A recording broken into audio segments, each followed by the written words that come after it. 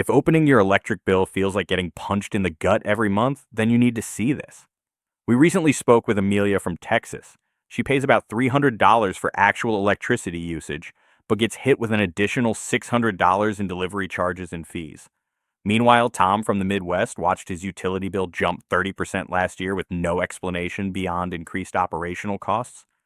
I'm sure this sounds familiar. You're probably wondering if solar panels are the silver bullet that'll finally free you from these crushing bills. Oh, but here's the brutal truth. Solar might not be your best first investment. I'm going to give you the same framework we use at IntegrateSun to help homeowners, campers, and off-grid adventurers decide where to invest. Let's start with a fundamental truth. The cheapest kilowatt hour is the one you never use. Here are the most cost-effective energy improvements, and they're not sexy, but they work. LED lighting is the easiest win. These bulbs use at least 75% less energy than incandescent bulbs and last 25 times longer. For a typical home, switching every bulb saves about $75 annually and eliminates bulb replacements for years. But the real game changer is insulation and air sealing. The average American home loses 15% of its heating and cooling energy through air leaks and poor insulation. That translates to about 11% of your total energy costs literally disappearing into thin air. Proper insulation in your attic, walls, and basement can save $200 to $400 per year. Then there's your thermostat, and I'm not talking about manually adjusting it. A programmable or smart thermostat that automatically reduces heating and cooling by 7 to 10 degrees for 8 hours a day can trim up to 10% off those bills. That's another $100 to $200 annually for most homes. Let me tell you about our client, Jen. She came to us ready to invest $20,000 in a large solar array. But our energy audit revealed her 1980 split-level home had virtually no insulation. The thermal camera showed heat bleeding out everywhere.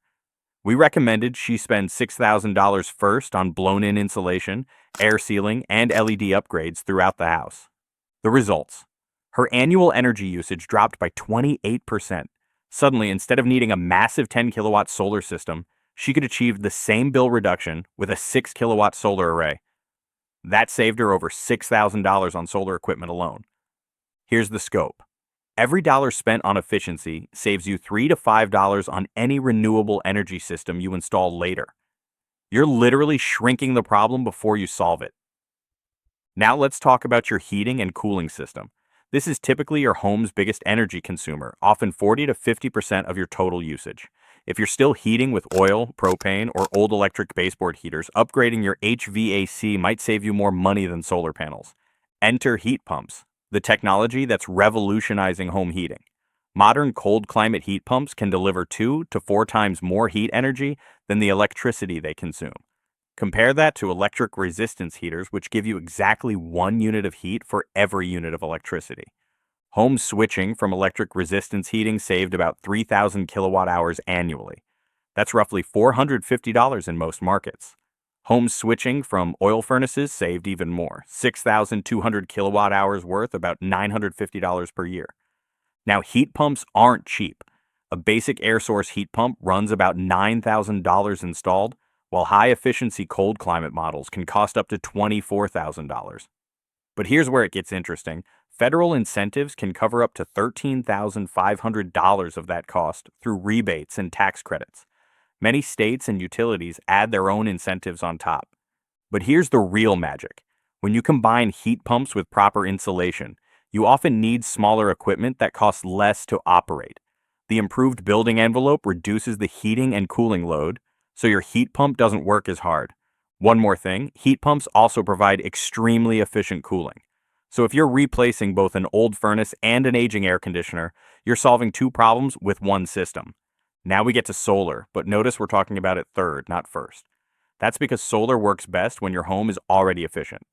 Rooftop solar currently costs about $3 to $5 per watt installed nationally. For a typical 6 to 8 kilowatt system, that's $15,000 to $25,000 before incentives. The 30% federal tax credit brings that down to $10,500 to $17,500. But costs vary dramatically by location, installer, and system complexity. Payback periods depend heavily on your local electricity rates and solar resource.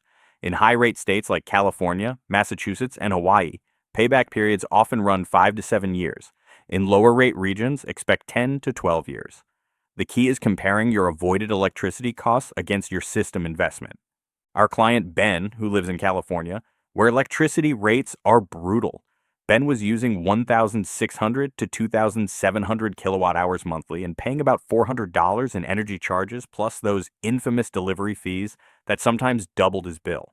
We designed an 8 kilowatt system for his south-facing roof, financed over 15 years at 4.5% interest.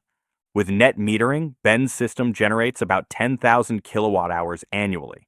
After applying the federal tax credit, his monthly solar loan payment is $135. But his electric bill, once over $300, now averages $15 per month for connection fees and minimal grid usage during cloudy periods. Here's the critical timing issue. The 30% federal tax credit expires December 31st, 2025, and losing this incentive could extend payback periods by 43%. If you're considering rooftop solar, 2025 is your last chance for maximum savings.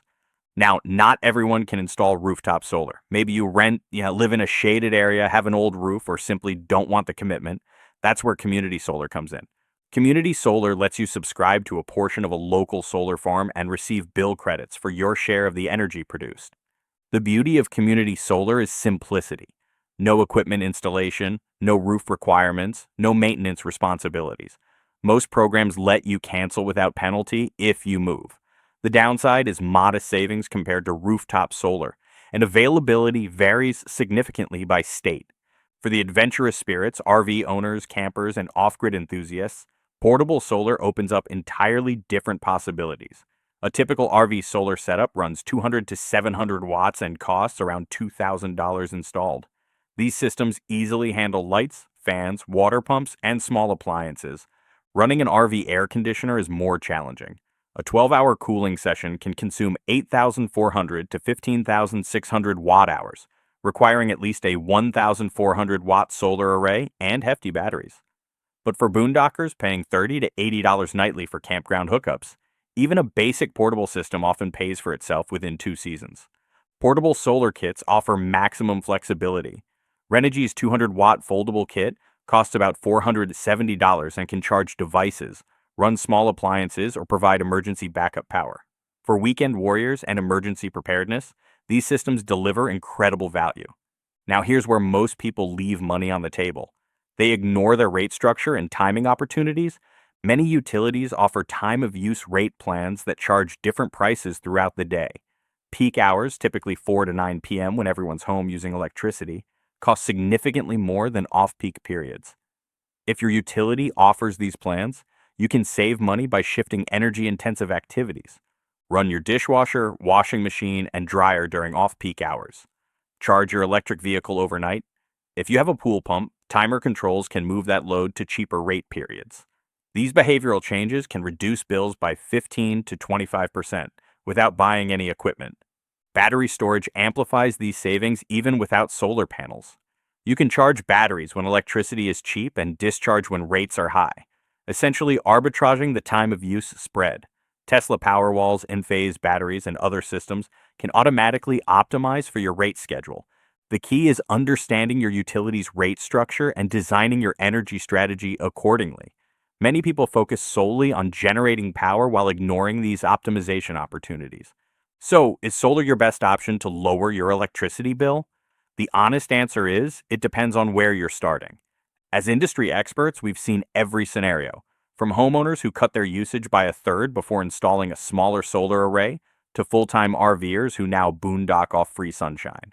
The best option for you will balance cost, lifestyle, and goals. If you're ready to crunch the numbers with a pro, click the link in the description or reach out to IntegrateSun for a free personalized assessment. We'll help you decide whether solar shines brightest or whether another path holds the key to lowering your electricity bill. And don't stop here. For an even deeper dive into how changing policies, tariffs, and incentives affect solar's value, watch our previous video titled, "Is Solar Still Worth It?"